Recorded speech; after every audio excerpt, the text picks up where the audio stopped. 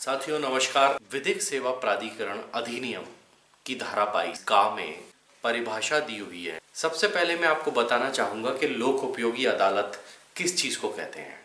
लोक उपयोगी अदालत में मध्य प्रदेश की जहां तक मैं बात करूं तो वहां फर्स्ट एडीजे जो भी थे उनको अपॉइंट किया गया था और हर शनिवार को जो महीने का आखिरी शनिवार होता था उस शनिवार को ये कंडक्ट की जाती थी लोक उपयोगी अदालत, जिसमें लोग इसके अंतर्गत आने वाले मुकदमों को पेश करते थे। पब्लिक यूटिलिटी सर्विसेज से जुड़े हुए 6 पॉइंट्स इसमें कवर किए गए थे। उसके बाद 2016 में एक नोटिफिकेशन आया, उसके बाद 2 सेवाएं इसके अंदर और बढ़ा दी गई। पहले फर्स्ट एडीजे इसको सुनते थे और हर शनिवार जो महीने का आखिरी होता था उसको इसकी सुनवाई होती थी, लेकिन अब जो विधिक सेवा प्राधिकरण के सेक्रेटरी जो रहते हैं वो भी एडीजे लेवल के रहते हैं, उनके पास अब ये मुकदमे रूटीन लेवल पर पेश किए जाएंगे। यानी अब शनिवार का कोई चक्कर नहीं है, आप विधिक सेवा प्राधिकरण में जाकर के इस मुकदमे को फाइल कर सकते हैं।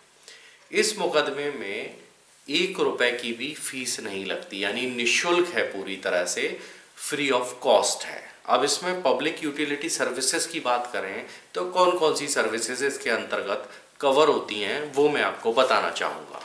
इसके अंतर्गत पहली सर्विस आती है ट्रांसपोर्ट रोड और एयर, यानी यातायात सेवाएं, चाहे वो आप एयर से यानी हवाई यात्रा से रिलेटेड कोई मामला हो या फिर रास्ते पर से रोड से आप जाते हैं वहाँ का कोई मामला हो, ये यातायात से रिलेटेड पूरी सेवाएं इसमें कवर की जाती हैं।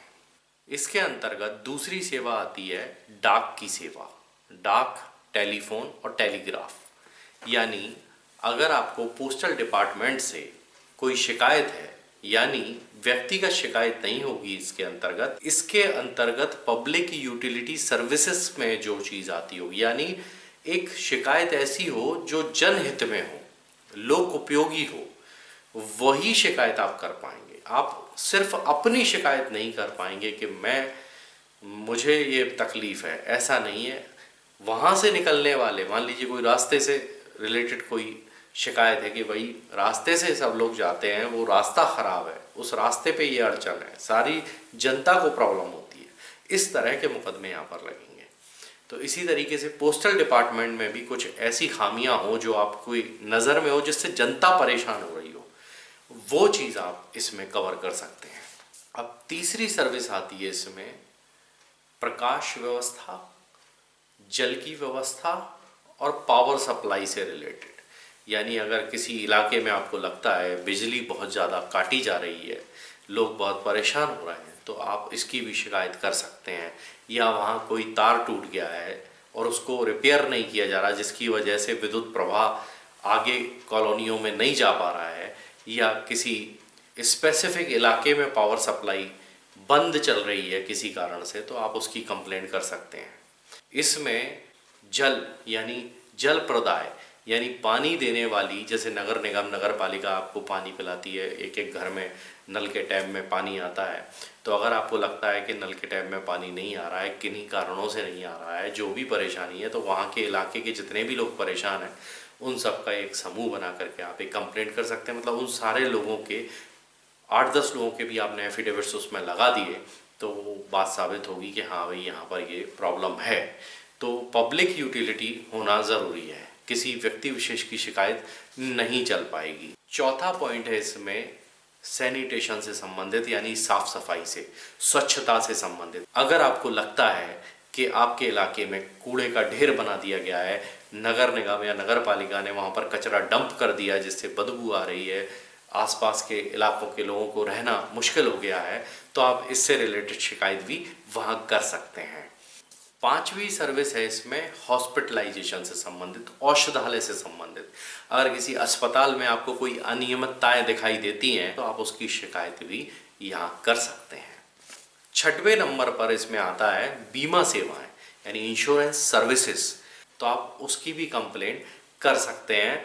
और आप लोगों को लाभ दिला सकते हैं और आप अपना नाम भी कमा सकते हैं। अच्छा, अब बात करते हैं हम इसके अंदर 2 अतिरिक्त सेवाओं का इजाफा किया गया है। गजट नोटिफिकेशन के जरिए 2016 में 2 सर्विसेज और बढ़ाई गई। इसके अंदर 6 सर्विस हो गई। मैं अब 7वीं नंबर की सर्विस आपको बताना चाहता हूँ। इसमें 7वें नंबर की सर्विस में शिक्षा और शिक्षण संस्थाओं को भी शामिल किया गया है। यानी इनके विरुद्ध भी आपको लगता है कि कहीं कोई अनियमितताएं चल रही हैं तो आप उस विद्यालय के अगेंस्ट में जाकर शिकायत कर सकते हैं। 8वें नंबर की सेवाएं जो शामिल की गई है, हाउसिंग एंड रियल एस्टेट, यानी रियल एस्टेट से संबंधित कोई शिकायत है, कॉलोनाइजर घर बना करके दे रहा है और उसमें कुछ अनियमितताएं बरत रहा है, कोई रोड नहीं प्रॉपर डाल रहा है, ड्रेनेज प्रॉपर नहीं निकाल रहा है, कुछ ऐसी प्रॉब्लम्स आ रही हैं जो आपको कल वहाँ फेस करनी पड़ती हैं, तो भी वो चीज़ अगर एग्रीमेंट में शामिल है और उसने नहीं दी है तो आप उसके अगेंस्ट में शिकायत कर सकते हैं, क्योंकि ये भी पब्लिक यूटिलिटी सर्विसेज के अंतर्गत आएगा। अब आपके ऊपर है कि आप अपना नाम कमाने के लिए इसमें कितनी मेहनत करते हैं। इसमें आपको सीखने को बहुत कुछ मिलेगा, हारने के लिए आपके पास कुछ भी नहीं है। अगर आप हार भी जाएंगे तो मुस्कुराते हुए चले आइए, कोई दिक्कत नहीं है, कोई परेशानी नहीं है। लेकिन अगर आप जीतते हैं तो आपका नाम ज़रूर होगा। तो आप देखिए, आपके आसपास के कुछ ऐसे नाले हैं जिनमें बाढ़ आ जाती हो, साफ़ सफाई नहीं होती हो, उनको चिन्हित कीजिए, उनके फ़ोटो खींचिए, वीडियो बनाइए, अपनी एक कंप्लेंट बनाइए सादा कागज़ पर और आप लोक उपयोगी अदालत में इसको पेश कीजिए। दोस्तों, जानकारी अगर आपको पसंद आई हो तो इस वीडियो को शेयर लाइक ज़रूर करना। बहुत मेहनत से वीडियो बनाता हूँ मैं। तो दोस्तों, मिलेंगे अगले वीडियो में, तब तक के लिए बाय बाय, अपना ख्याल रखिएगा।